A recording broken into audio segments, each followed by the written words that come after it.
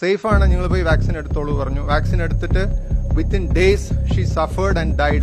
2-ാം തീയതി രാവിലെ മോള് പറഞ്ഞു എനിക്ക് ഭയങ്കര തലവേദനയാണെന്ന് വെച്ചാൽ പ്ലസ് ടുവിന് പഠിക്കുന്നതായിരുന്നു. മരിക്കുന്നത് 2021 നവംബർ 6-നാണ്. അതായത് വാക്സിൻ കൊടുത്തിട്ട് ഏകദേശം 10 ദിവസം കഴിയുമ്പോഴത്തേക്ക് മരിച്ചുപോയി. കമ്പൽസറി ആയതുകൊണ്ട് മാത്രമാണ് ഞങ്ങൾ വാക്സിൻ എടുത്തത്, ഇല്ലെങ്കിൽ ഞങ്ങൾ എടുക്കത്തില്ലായിരുന്നു. വാക്സിന്റെ സൈഡ് എഫക്റ്റ് ആണെന്ന് മനസ്സിലാക്കാനും ഞങ്ങൾക്കും മനസ്സിലായില്ല. കാരണം അതിനു മുമ്പായിട്ട് ഒരു മരണം പോലും ഞങ്ങൾ അറിഞ്ഞില്ല ഇങ്ങനൊരു പ്രശ്നം ഉണ്ടെന്നുള്ളത്. ഇതിന്റെ വളരെ ഒരു ദുഃഖകരമായ ഇൻഫർമേഷൻ എന്താണെന്ന് പറഞ്ഞാൽ, ലോകം മുഴുവൻ 15 രാജ്യങ്ങളിൽ മാർച്ച് ഏപ്രിൽ 2021 ഈ കോവിഷീൽഡ്, അത് പുറദേശങ്ങളിൽ അറിയപ്പെടുന്നത് അസ്ട്രാസെനക്ക എന്ന പേരിലും വാക്സ്റവിയ എന്ന പേരിലും ഒക്കെയാണ്. ആ വാക്സിന്റെ കാരണം ബ്ലഡ് ക്ലോട്ട്സ് ഉണ്ടാവുന്നത് എന്ന് കണ്ടുപിടിച്ചിട്ട് 15 രാജ്യങ്ങളിൽ, യൂറോപ്യൻ രാജ്യങ്ങളിൽ ഇത് മാർച്ച് ആൻഡ് ഏപ്രിൽ 2021 സസ്പെൻഡ് ചെയ്യുകയും പല കൺട്രീസിൽ ഏജ് ലിമിറ്റ് ചെയ്യുകയും ചെയ്തു. ഏജ് ലിമിറ്റ് എന്ന് വെച്ചാൽ UK ഫോർ എക്സാമ്പിൾ ഏപ്രിലിൽ അവർ പറഞ്ഞു 30 ഇയേഴ്സിന് താഴെയുള്ളവർക്ക് ഇത് കൊടുക്കരുത്, ഡേഞ്ചറസ് ആണ് പറഞ്ഞിട്ട്.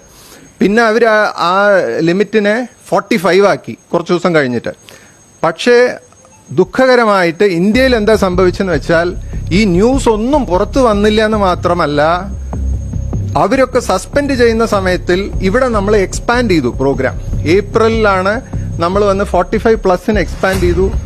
പിന്നെ മെയ്യിൽ വന്നിട്ട് അവര് 18+ എക്സ്പാൻഡ് ചെയ്തു. ഞങ്ങൾ വിഡ്ഢികളെ പോലെ ടിവിയിലൊക്കെ വന്നിട്ട് എല്ലാവരും എടുക്കൂ, ഇത് സേഫാണ്, നമ്മൾ സുരക്ഷിതയ്ക്കാണെന്നൊക്കെ പറയുമ്പോൾ നമ്മൾ എവിടെയാ വാക്സിൻ കിട്ടാൻ തെരഞ്ഞു നടന്നു എന്നല്ലാണ്ട് ഇതിന്റെ സത്യാവസ്ഥ കാണാനും ഇതിന്റെ എന്താ ശരിയാണോ തെറ്റുണ്ടാവുമോ എന്ന് നോക്കാനൊന്നും മെനക്കെട്ടില്ല. അതൊരു വലിയ കുറ്റബോധമാണ് ഒരു അച്ഛൻ എന്ന നിലയ്ക്ക്. അത് ഞാൻ മരിക്കോളം ഉണ്ടാവും. പക്ഷേ ഇപ്പോൾ ഞങ്ങൾ ചെയ്യുന്നത് ഇങ്ങനത്തെ ഒരു സ്ഥിതി ആർക്കും വരാൻ പാടില്ല. ഇതിന്റെ സത്യാവസ്ഥ എല്ലാവർക്കും അറിയണം. ബിക്കോസ് ഇത് അവർ നിർത്തിയിട്ടൊന്നുമില്ല, ഇതുപോലെ പിന്നെയും വരുന്നുണ്ട്.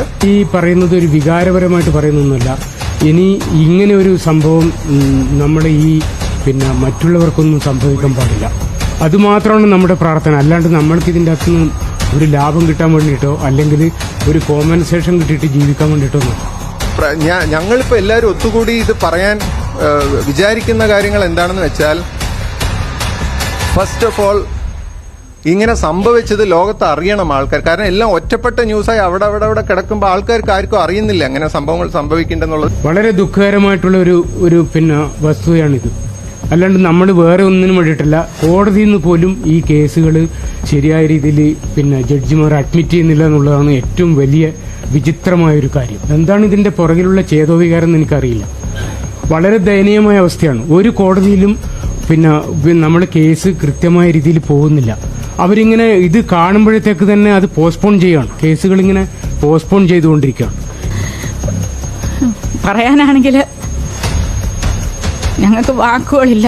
പക്ഷെ ഞങ്ങളുടെ നഷ്ടം ഞങ്ങൾക്കൊരിക്കലും നികത്താൻ പറ്റത്തില്ല. എത്ര പറഞ്ഞാലും പ്രത്യേകിച്ച് ഈ മരണങ്ങളിൽ ഏറ്റവും നഷ്ടം എന്ന് പറഞ്ഞാൽ ഞങ്ങൾക്കാണ്. കാരണം ഞങ്ങളുടെ ഏക മകളായിരുന്നു.